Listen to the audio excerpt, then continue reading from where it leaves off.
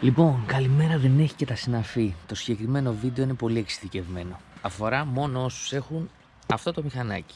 Ακούστε τώρα εδώ τι γίνεται.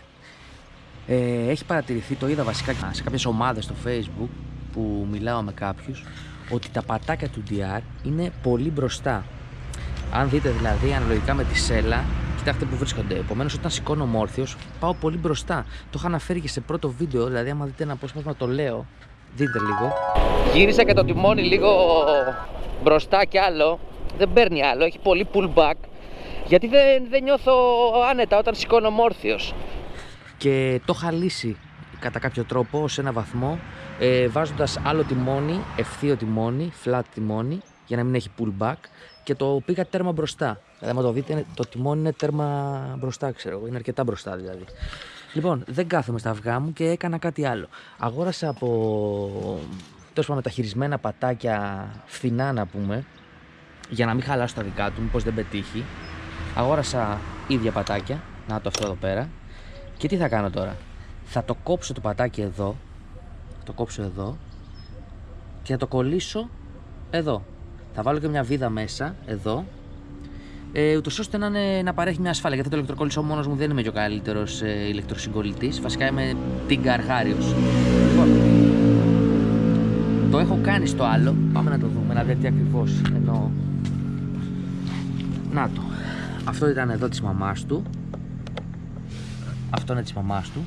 Το έκοψα εδώ και το κόλλησα μετά αυτό εδώ. Κοιτάξτε. Είναι και αυτό εδώ. Και έβαλα και μια βίδα εδώ πέρα μέσα. Για να παρέχει μια παραπάνω ασφάλεια σε περίπτωση που χαλάσει αυτή η κόλληση, που αν και δεν νομίζω, μου φαίνεται πολύ ισχυρή.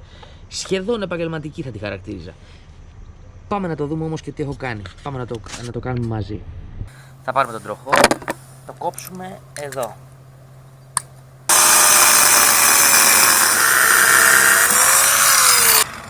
Ready.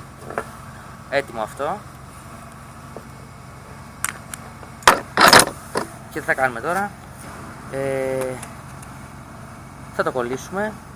Θα κοιτάξω βασικά να είναι στην ίδια τέτοια. Αυτό το έβγαλα και αυτό. Εδώ. Θα το κολλήσω εδώ. Perfect. Και τι γίνεται τώρα? Του κάνω και μια τρύπα εδώ, όπως έκανα στο άλλο, για να βάλω και μια βίδα, όπως είπα, για περισσότερη ασφάλεια. Λοιπόν, εδώ θα ανοίξουμε την τρύπα μας.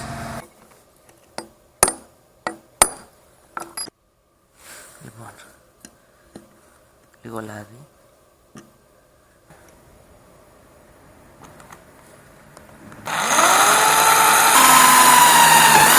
Τώρα θα πρέπει να σημαδέψουμε και εδώ που θα μπει, θα τρυπήσουμε και το άλλο. Εδώ όμως το σημάδεμα πρέπει να γίνει πολύ σωστά, για να μην είναι το πατάκι στραβά, να μπει ίσια. Όπως δηλαδή να είναι όπως αυτό το original. Λοιπόν, το σημάδεψα, έτοιμο είναι. Πάμε να το κόψουμε και αυτό, να το τρυπήσουμε εδώ. Ας ρίξουμε λίγο λάδι, μιας και τώρα βλέπει η κάμερα, όχι τίποτα άλλο.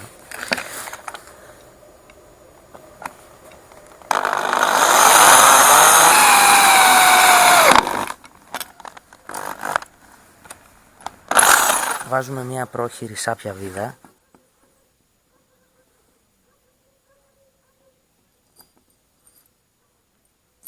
Εδώ. Ένα παξιμάδι.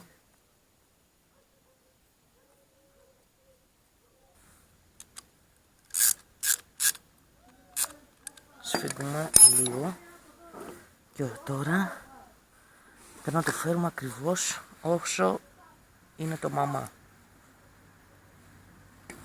για να το σφίξουμε τέρμα. Μπορώ να το δούμε και πάνω στο μηχανάκι φυσικά, αλλά δεν χρειάζεται, εφόσον έχω αυτό εδώ. Θα το μετρήσω με αυτό. Το ξύνουμε λίγο για να φύγει το χρώμα.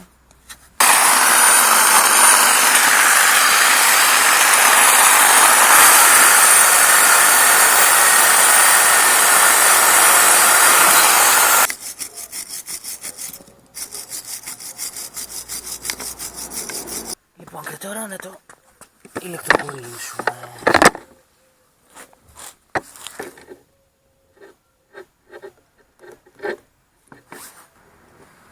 Τυχόν κραξίματα, το πώς ηλεκτροκολλήσει και τα λοιπά είναι ευπρόσδεκτα, γιατί πραγματικά δεν ξέρω να ηλεκτροκολλώ. Ό,τι να είναι θα κάνω. Απλά να πιάσει κόλληση θέλω, τίποτα άλλο. Στην ηλεκτροκόλληση πάντα δερμάτινο γάντι. Δεν ξέρω γιατί, έτσι μου το είπαν, έτσι το λέω.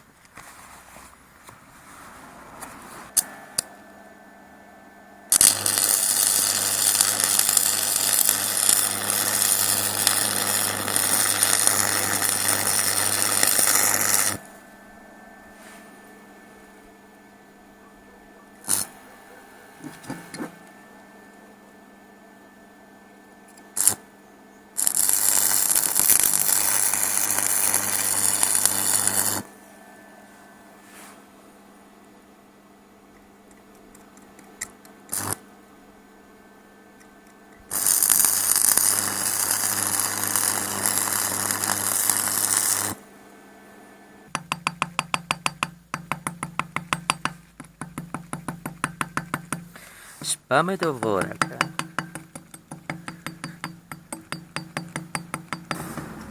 Και ξύνουμε για να δούμε τι σκατά κόλληση κάναμε. Λοιπόν, σε γενικές γραμμές έτσι έγιναν. Θα μπουν και οι βίδες εδώ αν οι κολλήσεις δεν σας γεμίζουν το μάτι, όπως δεν μου γεμίζουν και εμένα. Λοιπόν, βάφτηκαν κιόλας. Θα στεγνώσουνε, τα πετάμε πάνω και θα τα δούμε πάνω.